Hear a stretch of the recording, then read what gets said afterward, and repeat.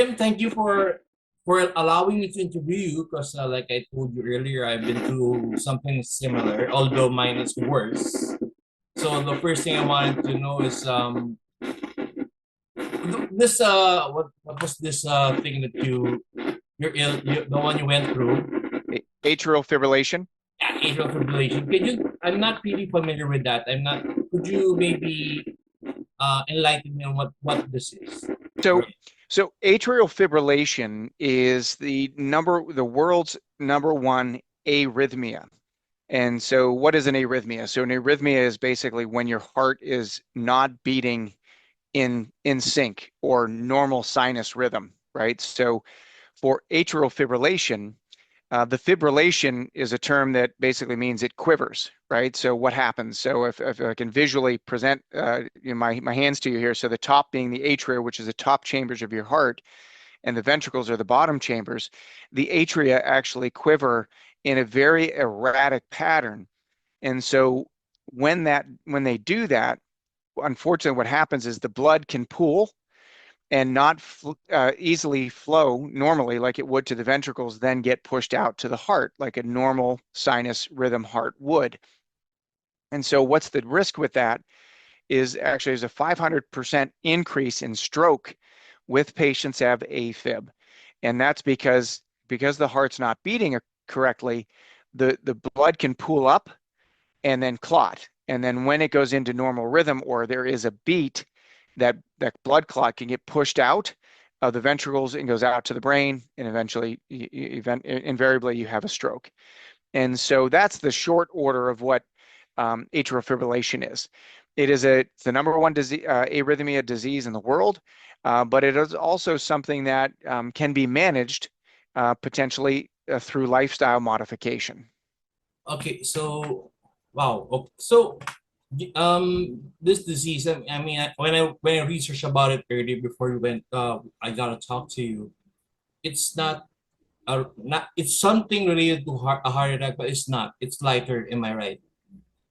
Yeah, so the two key differences, or the one key difference between this, so atrial fibrillation is an electrical issue, Oh, okay. where a heart attack is a plumbing issue.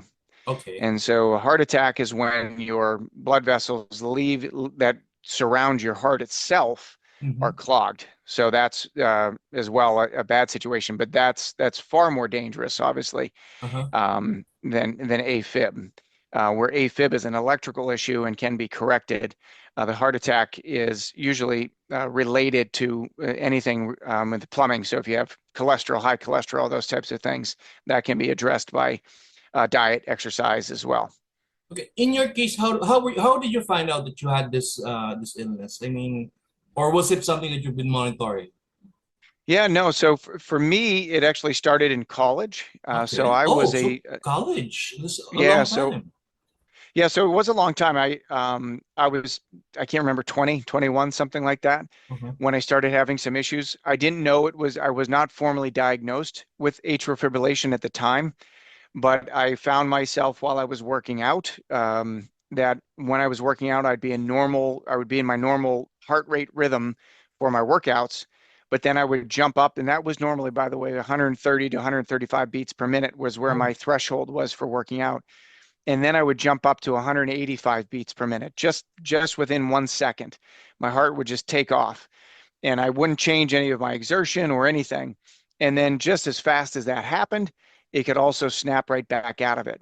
And so it did. And so I'd go from 185 beats per minute, that would hold that for a few minutes, and then I would snap right back down to the 130. And there was no explanation for it. And so, not to say that I ignored it, but in essence, I ignored it because I was young, I was 20 Mhm. some years old, like this is not a problem. Well, I graduated from college, I stopped rowing, and then it never bothered me again until I was diagnosed with it at the age of 38. Mhm. And that's when some more of the symptoms started presenting themselves to me, passing out, feeling lightheaded, dizziness, heart palpitations, kind of feeling like there's a train going through your chest. Those were the signs and the symptoms that I actually presented with. Okay, so correct me if I'm wrong, because when I read it about it earlier, it affects mostly the people of age already. But in your case, you were only 21 and you already had it? Am I right? That is correct, actually. And there's more and more data that is showing that folks in rowing in particular is one of Mm-hmm. those where people that are, and I know your name of your show is Sports Bites. So Mm-hmm. for Mm-hmm. folks that are athletic Yeah. and do extreme sports, so let's think about what those are, right? So that Okay. is ultra marathoning or Mm-hmm. aggressive swimming or any of those, or cycling or rowing, right? So anything that takes and pushes your heart consistently at a very, very high rate, you are actually increasing your likelihood of potentially having uh, um, exercise-induced arrhythmia. And there's lots of data to prove that that is the case. And so, for instance, and this is not to say that exercise is bad, because Mm-hmm. exercise is not bad, but doing too much too aggressively all for a long period of time can put you at risk for developing in essence, an exercise-induced arrhythmia. Okay, so you mean people at risk? You were saying rowing. The first thing that comes into my mind is the people that I know who force themselves are the one who do triathlon. Are Right? does this They mean that they they should have it checked or anything like that? well, so here's the thing. The only reason why they should have it checked if they start to notice something strange with themselves, right? And what are those strange things? And so, for instance, it's you've been training for years, you're doing Yeah. great, and then all of a sudden, when you're out and you're working out, and then you notice that your heart rate is jumping up, or Mm-hmm. you notice that you're starting to get lightheaded or Mm-hmm. dizzy, those types of things. Like that's not normal, Yeah. right? So that's when you should slow down and go and check with your cardiologist to say, hey, is something else happening? Because I'm feeling different when I work out. Okay, so it's really a must for any athlete for that matter, because most athletes right now they really push themselves to perform through practice. Well, practice they do it a lot worse now. They push themselves to the limit. They do, and it's not to say that those sports are bad, but Mm-hmm. it's just to say that just take notice and be aware that things can go awry, and you should probably just make sure you're not pushing yourself too hard. So this answers one of my questions I was gonna ask you. I mean, is there an age that is there a certain age anyone should see a cardiologist? I mean, so taking what happened to you, I mean, what's the best age for a person to see a cardiologist now? Yeah, well, I was ultimately 38 when I was formally Mm-hmm. diagnosed with it. And the only reason why I needed to go see a cardiologist was because of what was happening. So I Yeah, don't think I don't want everybody rushing out to go yeah, see yeah. a cardiologist. But with modern technology and everything we have between our watches and our monitors that everybody's wearing while they're working out, sometimes those devices might be able to detect an Mm-hmm. AFib situation or an arrhythmia situation. And if an alarm bell goes off on one of those things, that might be a sign to say, something doesn't seem to be right. Maybe this device is accurate. Maybe it's your watch saying that, hey, I detected AFib. Then maybe you need to go in and check with your cardiologist. Okay, Jim, we're coming off the holidays. I mean, everybody was practically on break. Everybody Yeah, was feasting, right? Nobody was doing right. much workouts and everything. But the common thing that everyone does after the holidays is they have to burn these calories out off the weight, right? I mean, Yes. some push it to the limit. What should your how should someone approach that? How should they approach that?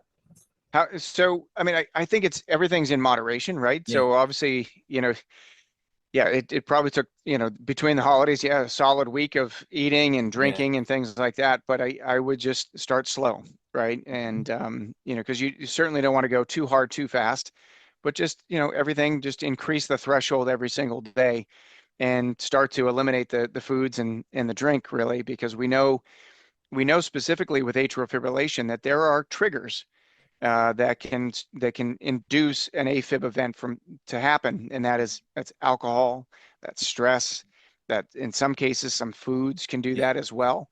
So you get to know what your triggers are, and you eliminate those. But for folks that are trying to get back into shape, now we are in the middle of February. Yeah. You know, just start to eliminate those behaviors that got you to that point, and then just it might take a little bit longer, but it'll be longer lasting if you don't rush into it.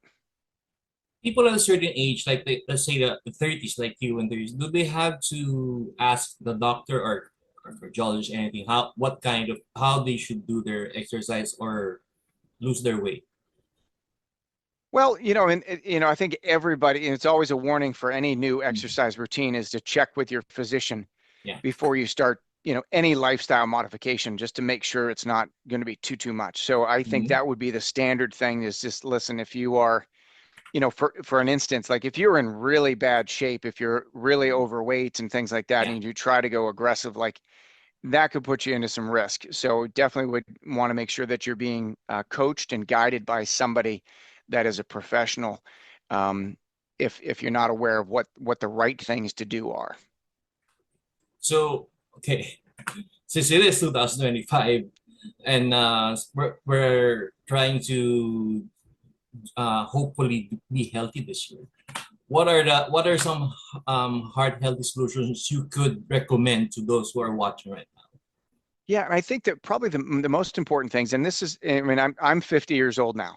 Oh, okay. So yeah, so for me, for me, what I do is I walk a lot. Okay. I know everybody says let's do 10,000 steps a day, try to do Mhm. that, right? And so I have a dog, and so I walk anywhere between 20 and 25 miles a week. It seems like a lot, but it's me going out for a 45-minute walk with my dog because he needs to, because I want him to be Yeah. tired out, right? Because that's a tired dog is a good dog, as we all say, right? And so for me, even just walking alone is such a beneficial exercise. And I don't, I get my heart rate up. I don't get too tired, but Mhm. I'm getting it level two working out. But I think the other thing which is really important for the heart is, well, we'll talk about diet, but let's finish up with the exercise side Yeah. of things is lifting weights. Hmm. Just lifting heavy weights because, again, I'm 50. And so as we're getting older, our muscle starts to decrease, our testosterone goes down, all those things, at least from a guy's perspective. But we know that what's most beneficial for getting in shape and burning fat is lifting weights and building muscle. So, probably 2, 3 times a week, doing some sort of heavy lift of some weight. And when we look at diet, one of the key things there, and it's not to say don't enjoy food, like Yeah. absolutely enjoy food, but eat whole foods. And so what do I mean by that? Is single ingredients. You know, you don't want to open up anything that is in a package that has 1,000 ingredients in it. Not good for you. You don't know what kind of preservatives and kind of things that'll kind of mess up what's normally supposed to be existing in your body. But eat nuts and fruits. There's a big push towards the Mediterranean diet, which is some fish. There's berries, lots of fruits, lots of vegetables, and low consumption of alcohol, right? And then just by following those, and you can still enjoy it, and they taste wonderful, right? You can flavor those to taste beautifully. And so those are the key things really to help out in creating a healthy heart. Okay, I got a question for you on that. You said nuts. What if you have a high uric acid, just like Ah, me? Oh, that's a problem, not another problem for me. yeah, that's it. Well, that I guess I would talk to a dietitian who's probably far more educated than I am when it comes to the high uric acid. Um, so you have gout then, or Yes, I do. yeah, Actually, I just came from one. okay, yeah, so I guess to your point, you'd probably be far more educated in that and what's the right thing to do there. Yeah, well, part of it is diet actually, and Yep, avoid those beans and those stuff and everything. yeah, red meats and all that kind of stuff, right? How does a positive mindset help you improve your overall well-being? Yeah, so the mindset is really important, right? For a couple of reasons. And as you can see the picture behind me, right? It's Mm-hmm. a it's a it's a half heart, half mind. And the key thing here is what I like to say is like you need both the physical mind and the physical heart to be in sync, so to be unlimited. Mm-hmm. But you also need the metaphorical, right? Because you need to make sure that the right thoughts are going through your mind every single day in order to say, I can, if you have a challenge, like take yourself, for Mm-hmm. instance, Brian, you had your heart attack. Like Yeah. you could have sat back and said, woe is me. Like Mm-hmm. this is horrible. I'm not going to do anything about it. I'm just going to let my life fall to pieces. I don't think I don't know. I'm just meeting you now for the first time. Based upon what the way you're talking, that's not the way you're living. Yeah. And so you're probably getting up. And it's not to say that you don't face struggles and you don't have challenges every day, because we all do. Yes. But it's just to say, I'm going to do something better for myself. I'm not going to let this get the best of me. And how do I rise above? Because that's really where it is. Because it's if you really want to rise above the challenges, you have to embrace the challenges that you have.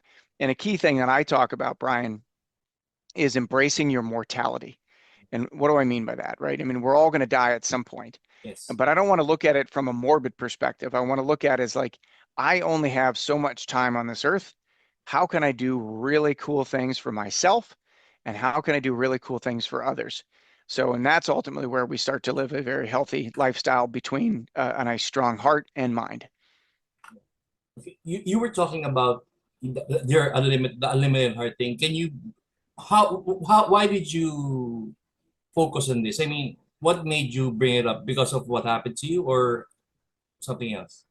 Yeah, so precisely. One of the key things that I was told, it was interesting. So I also an entrepreneur, right? So I Yeah. started my own business, and I sold my business back in 2020. Mm-hmm. And people came to me and said, "You should write a book. You're a genius. You sold your business." And I'm like, "No, I don't. I'm not a. I'm just a hardworking small business person who's blessed and did the right things, and this is what happened." And I never felt like I was any different than any of the other millions of small businesses that are out there. However, somebody said to me, "Well, when you figure out what your purpose is, that's when you write a book." And so I figured out what my purpose was. And I said, "Hey, I went through an awful lot, an 8-year journey of my atrial fibrillation diagnosis, came very close to dying. I didn't, obviously." And I said, "I don't want to just say I experienced those without anybody else benefiting from my story." So that's why I wrote the book. And it's an interesting thing because while the book is all about me, the story is truly not about me. It's Mm-hmm. about how other people can benefit from it. And so I wrote the book, and then now I've also launched Unlimited Heart Health and Wellness, which is a health and wellness company that is focusing on helping other patients and people in general that are struggling with their challenges to get them access to stuff around diet, exercise, mindfulness, and willingness to change is really what we're striving to do, and really provide a system for those patients and people to make a difference in their life. How many people are helping you here, or are involved in this? Are there a How lot? many people? Yeah, Oh, that are building the company out? yeah, yeah. Yeah, we've got a full team. So not only is it myself, but we also have another organization in the United States here called Nudge Health. Mm-hmm. We're strategic partners. We have close to 100 some individuals that are doing that, and we have thousands of patients that are on our platform. Okay, let's go beyond ourselves. I mean, we have our relatives and peers who are older than us, who would likely be more susceptible to that illness. What's the best thing we can do to help them, or at least some preventive maintenance for them? Yeah, and that's a great question, right? So, and the simple answer, because it's not simply addressed, is lifestyle modification. Okay. And so and I'll specifically talk about atrial fibrillation. The new AFib guidelines that were just released in the United States about a year and a half or so ago. There used to be 4 pillars of how you Mm-hmm. approach the management of atrial fibrillation. Stroke prevention being number one, because stroke is the biggest risk factor. Then it was heart rate, heart rhythm, and then the 4th pillar was lifestyle modification. But now the new guidelines that just came out, as I said stroke prevention is the first pillar. The second pillar is lifestyle modification. And then the 3rd pillar is rate and rhythm.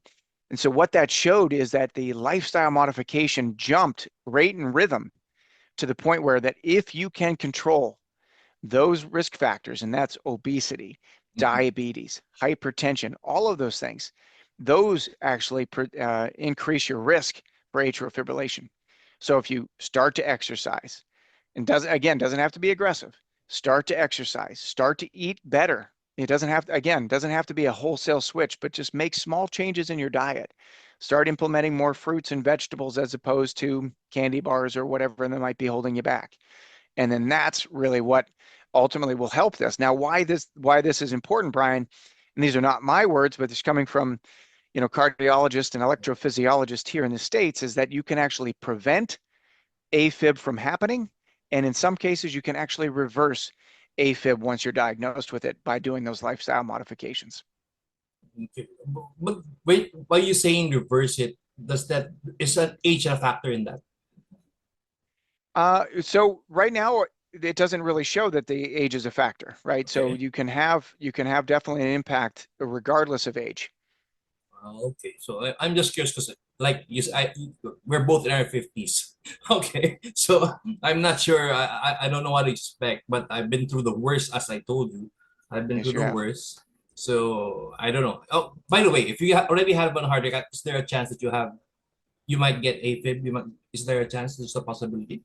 Yeah, so there's, traumatic events ultimately can lead to atrial fibrillation happening as well. Yeah, so it doesn't just have to be heart attacks. It could be a random surgery or something else that's going on in your life. Those sometimes do show, and that AFib can be a risk factor. So, Jim, before we end, maybe I'd like to ask you the best message or advice you can give to our viewers. Well, overall, based on your experience, my experience about this illness, what's the best thing that they can do right now? Yeah, so I think the best thing they could do is what we've already spoken about, and that Mm-hmm. is taking control of your life, right? All right. And making good choices. And having a strong mind.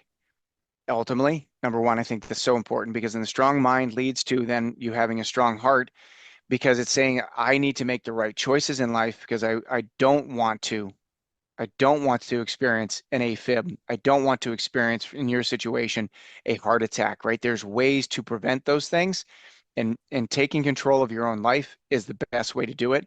People have the power. They just need to know that there's systems in place out there to help them get them through that. They don't Thank have you. to be alone. Okay, Jim, thank you. I really had a great time as usual. I knew I'd get a lot of things out of you. Thank you, Brian. I appreciate Yeah. you and your time today. Yeah, and I hope we can talk again. I mean, we're connected in LinkedIn, so I hope I can, if ever, I can just talk to you again or ask some Let's things. let's please do that. I would appreciate that, Brian. All right. Thank you, Jim. Thank you for your Thank you. time. See you again. Take care.